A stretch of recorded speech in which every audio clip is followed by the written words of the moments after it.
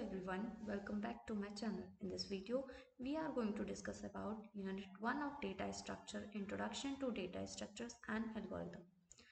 In this video, we cover all the topics of this unit, so let's begin. The first topic is Introduction to Data Structure.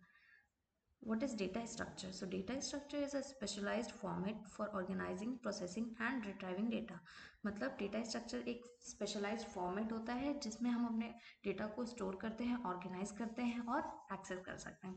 It is a way of arranging data in a computer memory. ये एक तरीका होता है जिसके through हम arrange कर सकते हैं डेटा को कंप्यूटर की मेमोरी में और हम उसे यूज़ कर सकते हैं efficiently. Data means raw facts and figures. Structure, the arrangement of data. Structure means हम कैसे अरेंज कर रहे हैं डेटा को. Data structure is divided into two categories: primitive data structure and non-primitive data structure. Primitive data structure is basically basic structure that are directly operated upon by machine instruction. हम machine को instruction देते हैं और directly उस पर operation perform हो जाता है, उसे कहते हैं प्रिमिटिव डेटा स्ट्रक्चर. जैसे कि यहाँ पे एग्जांपल दिया हुआ है int, float, char, double pointer. Int integer value को स्टोर करता है, फ्लोट फ्लोटिंग पॉइंट वैल्यू को स्टोर करता है, कैर कैरेक्टर को स्टोर करता है, double large floating point value को स्टोर करता है और पॉइंटर हमारा लोकेशन को स्टोर करता है.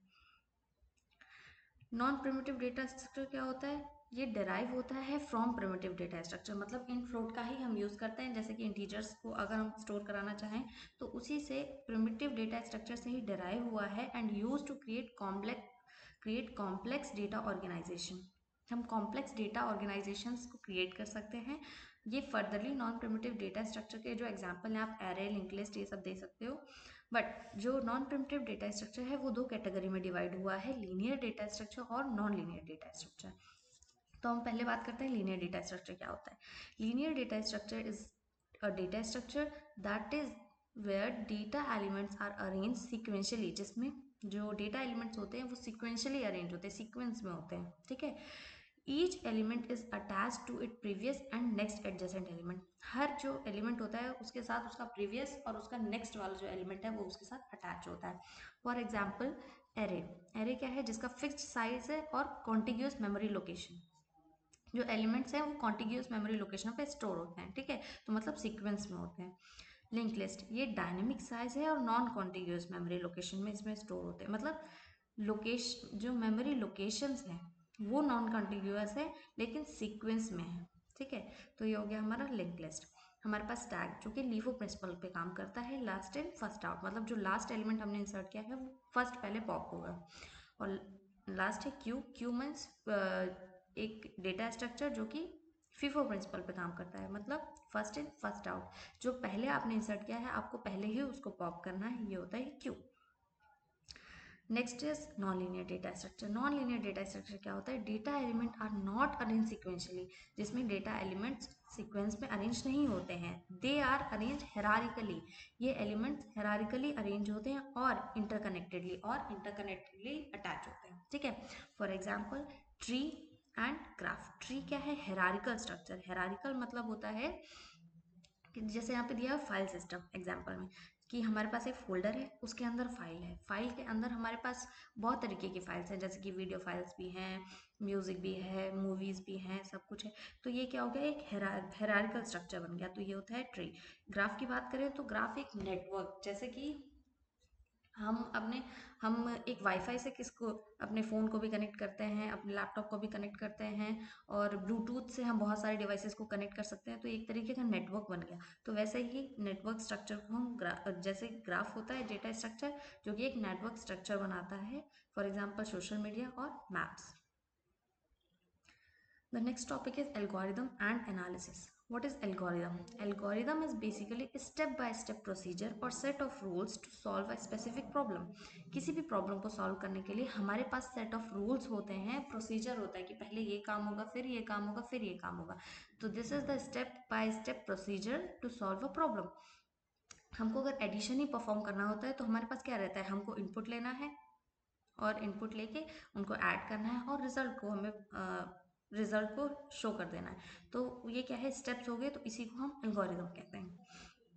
एल्गोरिदम की कुछ कैरेक्टरिस्टिक्स होती हैं. क्या है? पहला इनपुट जो कि हम यूज़र से लेते हैं. आउटपुट जो कि हमारा रिजल्ट हमें ऑपरेशन परफॉर्म होने के बाद मिलता है। डिफाइनाइटनेस मतलब number of steps should be clear, मतलब कि अगर हमको एडिशन परफॉर्म करना है तो we have to take input, addition और लास्ट में आउटपुट, हमें और भी चीज़ें इंक्लूड उसमें नहीं करनी होती। तो ये हो गया डिफाइनाइटनेस, मतलब step should be clear. Finiteness मतलब फाइनाइट होना चाहिए, स्टार्टिंग भी क्लियर होनी चाहिए और एंडिंग भी क्लियर होनी चाहिए, तब मतलब इनफाइनाइट लूप नहीं चलना चाहिए। और effectiveness, algorithm should be effective, मतलब काम अच्छे से करनी चाहिए। So these are the 5 characteristics of algorithm. You can write in deep also. And next is complexity analysis. Complexity means कितना complex हमारा एल्गोरिदम है, इसको हम कैसे मेजर करें, तो उसकी एनालिसिस कैसे करते हैं। To analyze an algorithm we measure the resources it requires. हमको एल्गोरिदम को अगर एनालाइज करना है तो मेजर करना है कि कौन कौन से रिसोर्सेज रिक्वायर होते हैं एल्गोरिदम के लिए। तो क्या है, अगर हम किसी प्रॉब्लम को सॉल्व करते हैं तो वो क्या है, एक टाइम लेती है, और जो भी हम उसमें यूज़ कर रहे होते हैं वेरिएबल्स, वैल्यूज, उनको हमें कहीं पे स्टोर करना होता है, तो मतलब स्पेस चाहिए होती है। तो एक एल्गोरिथम क्या चाहिए उसको, क्या रिसोर्सेज रिक्वायर्ड रहते हैं, टाइम और स्पेस। तो इनके बेसिस पे हम इसकी एनालिसिस करते हैं कॉम्प्लेक्सिटी की, time complexity and space complexity. Time complexity क्या होता है, the amount of time taken by algorithm to run. एक एल्गोरिथम को रन होने के लिए जितना टाइम लगता है उसे कहते हैं टाइम कॉम्प्लेक्सिटी। वो किस पे डिपेंड करते हैं, इनपुट साइज पे, कि आप इनपुट कितना दे रहे हैं उस पर डिपेंड करता है। ठीक है। स्पेस कॉम्प्लेक्सिटी क्या होता है, the amount of memory space required by the algorithm to run. कितनी मेमोरी स्पेस चाहिए एल्गोरिथम को एग्जीक्यूट होने के लिए, उसे कहते हैं space complexity. So we calculate complexity using time complexity and space complexity of an algorithm. The next topic is asymptotic notation. ये बहुत इंपॉर्टेंट टॉपिक है और बहुत बार एग्जाम्स में पूछा भी जाता है, 2 मार्क्स में और 7 मार्क्स दोनों में आता है। तो एसिम्प्टोटिक नोटेशन क्या होता है, use to describe the running time, कितना टाइम ले रहा है एग्जीक्यूशन के लिए algorithm in terms of input size, मतलब वो डिपेंड करता है इनपुट साइज पे, कि हम जैसा इनपुट देंगे वैसा हमें उसका कॉम्प्लेक्सिटी पता चलेगी। तो डिस्क्राइब रनिंग, इसमें हम टाइम कैलकुलेट करते हैं इस एल्गोरिथम का। तो इसमें हमारे 3 में डिवाइड है, big O notation, big omega notation and big theta notation. ये 3 नोटेशंस है जिनके थ्रू हम उसकी जो टाइम कॉम्प्लेक्सिटी है उसे फाइंड करते हैं। जो पहला नोटेशन है बिग ओ नोटेशन, वो क्या प्रोवाइड करता है हमें, वर्स्ट केस। वर्स्ट केस मतलब ज़्यादा से ज़्यादा इतना ही टाइम लगेगा, उससे ज़्यादा टाइम नहीं लेगा। तो represent the upper bound of running time, सबसे हाईएस्ट अपर बाउंड हमें रिप्रेजेंट करता है। Guarantee the algorithm will not take more than this time, guarantee big O notation की ये रहती है कि इससे ज़्यादा टाइम नहीं ही लेगा एल्गोरिथम एग्जीक्यूशन के लिए, रनिंग के लिए। तो एग्जांपल क्या है, F N is equals to big O of N square, means time grows no faster than N square, N square से ज़्यादा टाइम लेगा ही नहीं। ठीक है। Next is big omega notation. Big omega notation best case provide करता है कि मतलब इतना ही मिनिमम इसको टाइम चाहिए, इससे ज़्यादा टाइम नहीं चाहिए, ना इससे कम चाहिए। तो represent the lower bound and the algorithm will take at least this much time, इतना तो टाइम लेगी ही एल्गोरिथम एग्जीक्यूशन के लिए। ठीक है। We have big theta notation, जो हमें एवरेज केस प्रोवाइड करता है। Represent the tight bound, the algorithm run exactly within these bound, मतलब ये हमें बाउंड प्रोवाइड कर देता है एवरेज, कि यहाँ से यहाँ तक के बीच में ही एल्गोरिथम एग्जीक्यूट होगी, इतना ही टाइम लेगी, उससे ज़्यादा नहीं लेगी। तो these all are the asymptotic notation and this is very much important question coming in your exams. The next topic is arrays. तो एरेज क्या होते हैं, an array is a collection of elements of the same data type. Array क्या है, collection of elements, बहुत सारे elements का collection है जो सेम डेटा टाइप्स के हैं, and stored in contiguous memory location, जो कि कॉन्टिग्यूअस मेमोरी लोकेशन पे स्टोर्ड है, मतलब एक के बाद एक के बाद एक स्टोर्ड है। ठीक है। इसमें क्या है, हमारे पास इंडेक्स होते हैं, element are accessed by an index, by an index मतलब इंडेक्सिंग के ही थ्रू हम एलिमेंट को एक्सेस कर सकते हैं एरे में से। यूजुअली जो इंडेक्सिंग है वो 0 से स्टार्ट होती है।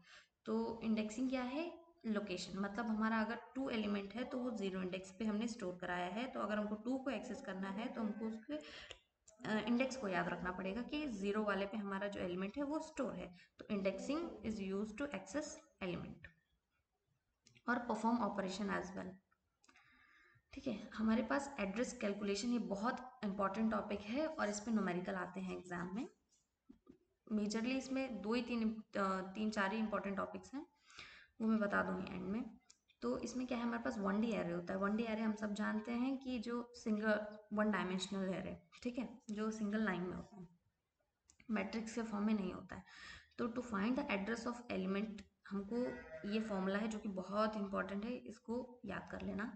अगर हमको ए ऑफ के की एड्रेस के एलिमेंट को हमें फाइंड करना है, तो हम क्या करते हैं, एड्रेस लिखते हैं जो इसकी चाहिए, base value plus W size into के माइनस लोअर बाउंड, ठीक है। बेस क्या है, बेस एड्रेस जो हमें फर्स्ट एलिमेंट का एड्रेस होता है वो। डब्ल्यू क्या है, size of each element, her element का साइज क्या है, ठीक है। अगर इंटीजर है तो 2 होगा, फ्लोट है तो 4 होगा, उस हिसाब से। Lower bound start index, lower bound मतलब स्टार्टिंग इंडेक्स कहाँ से, ठीक है। एग्जाम्पल, गिवन एन इंटीजर जिसका बेस 1000 है, साइज 2 बाइट है और एड्रेस हमें ARR ऑफ 5 है, और हमने LB मतलब हमने लोअर बाउंड इसका एज्यूम कर लिया है 0, ठीक है। तो हम क्या करेंगे, ARR 5 की हम मतलब एरे ऑफ इंडेक्स 5 की हम फाइंड कर रहे हैं एलिमेंट को। तो हमने 100 प्लस 2 जो हमारा यहाँ पे साइज दिया था इंटू 5 माइनस के की वैल्यू क्या है हमारी 5 माइनस 0, 100 प्लस 10 110 हमारा आ गया एलिमेंट जो कि लोकेशन ARR ऑफ 5 पे present. Next is 2D array. 2D array क्या होता है, बेसिकली 2 डायमेंशनल एरे जो कि M क्रॉस N मैट्रिक्स जैसे हमारी होती है उसी तरीके का होता है। 2x2 की जो मैट्रिक्स होती है उसे हम 2D एरे कहते हैं। तो हम क्या कर रहे हैं, M क्रॉस N उसका साइज है, M रिप्रेजेंट करता है रोज को, N रिप्रेजेंट करता है कॉलम्स को, और can be stored in 2 ways, 2 ways में स्टोर होता है। एक हम रो वाइज भी स्टोरिंग कर सकते हैं, लाइक पहली रो हमने फिल कर ली, फिर दूसरी रो, और कॉलम वाइज भी पहले कॉलम फिल कर लिया और दूसरे कॉलम फिल कर लिया, ठीक है। तो हमें क्या है, अगर हम उसके एड्रेस किसी भी एलिमेंट को एक्सेस करना चाहें एड्रेस के थ्रू, तो उसके लिए ये फॉर्मूला होता है, address A of I and J base plus W which is size into N into I minus L R plus J minus L C. So N represent number of columns, L R represent lower bound of row and L C represent lower bound of column, ठीक है। अगर हम column wise column major order में करते हैं तो क्या है, स्टोर कॉलम बाय कॉलम, ये मैंने बता दिया, और एड्रेस जो इसका फॉर्मूला है वो ये है, ठीक है। एम यहाँ पे बता दिया कि जो एम है वो क्या है, यहाँ पे हमने एन यूज किया था क्योंकि क्या कर रहे थे, हम रो वाइज कर रहे थे, और रो हमारी, और यहाँ पे एम का यूज कर रहे हैं क्योंकि हम यहाँ पे कॉलम वाइज कर रहे हैं। The next topic is sparse matrix. Sparse matrix basically वो मैट्रिक्स होते हैं जिसमें मेजर जो एलिमेंट होता है वो 0 होता है।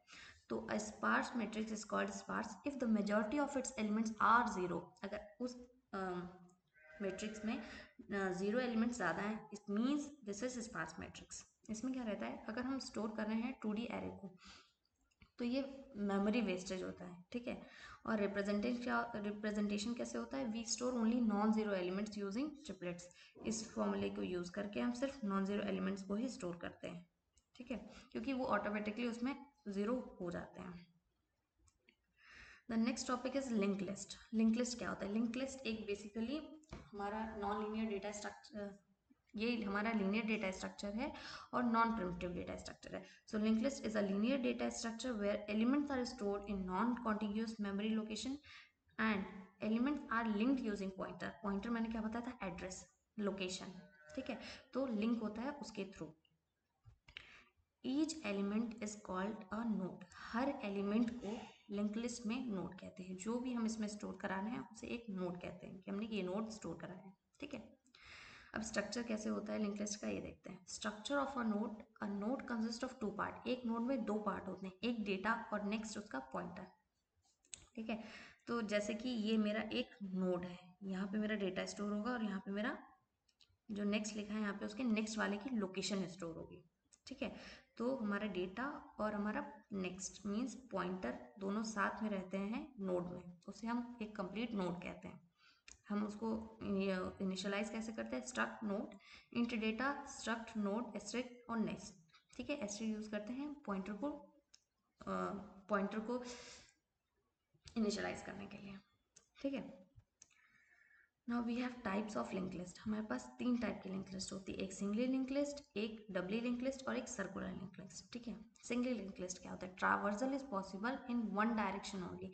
आप एक ही डायरेक्शन में इसमें मूव कर रहे होते हो, तो आप जो ट्रावर्जिंग होती है वो एक ही डायरेक्शन में होती है, फॉरवर्ड।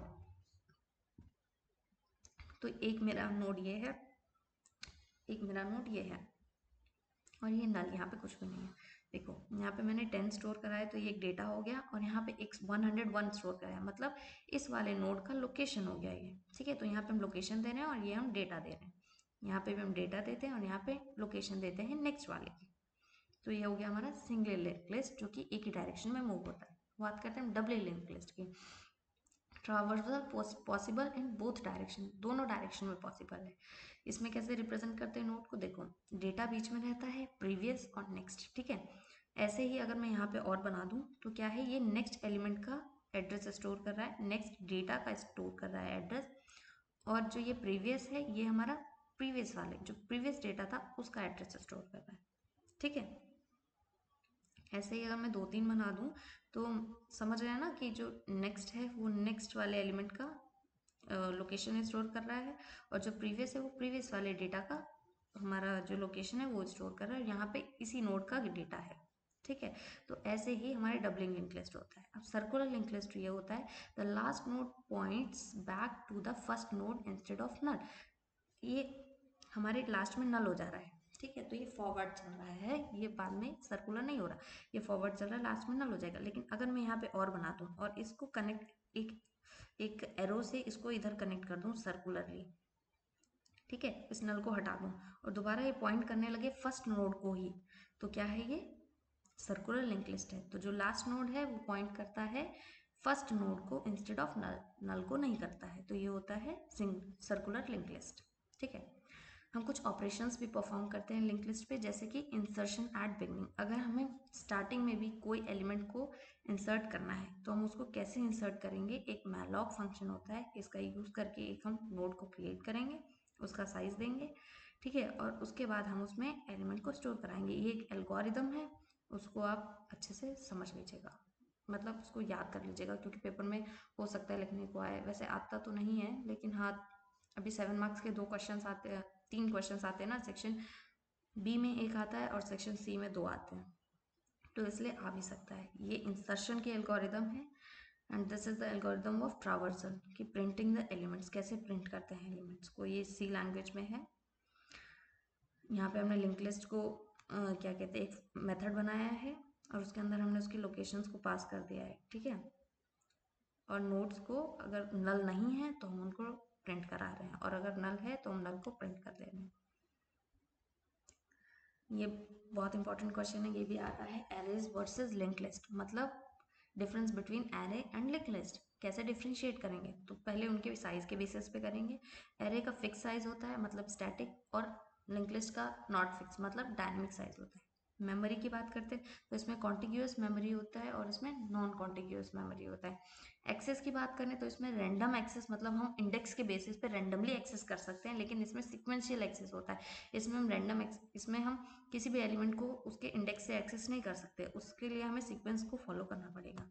इंसर्शन डिलीशन, इसमें क्या है, स्लो है, क्योंकि हम यहाँ पे एलिमेंट्स को शिफ्ट करते हैं। ठीक है, और इसमें फास्ट है क्योंकि हम एक पॉइंटर उसके एड्रेस से एड्रेस जानते हैं, तो हम उसको इजीली इंसर्ट कर सकते हैं और डिलीट कर सकते हैं। मेमोरी यूसेज, लेस मेमोरी पर एलिमेंट, क्योंकि इसमें कॉन्टिग्यूअस मेमोरी होती है, एक के बाद एक के बाद एक होता है, तो इसलिए यहाँ पे लेस मेमोरी, कम मेमोरी यूज होती है। इसमें एक्स्ट्रा मेमोरी यूज होती है, क्योंकि इसमें हम क्या है, पॉइंटर्स नोड भी बना रहे हैं। लाइक हमारे पास डेटा है और उसके साथ हम नेक्स्ट वाली का लोकेशन भी स्टोर कर रहे हैं, तो पॉइंटर भी है, इसलिए ये ज़्यादा मेमोरी यूज करते हैं। बहुत इंपॉर्टेंट क्वेश्चंस ये यहाँ पे हैं। Differentiate between linear and non linear data structure, asymptotic notations, और calculate address of row major order, और C program insert a node in single link list, और स्पार्स मैट्रिक्स क्या होता है और उसको कैसे रिप्रेजेंट करते हैं। तो these are the important questions of this unit.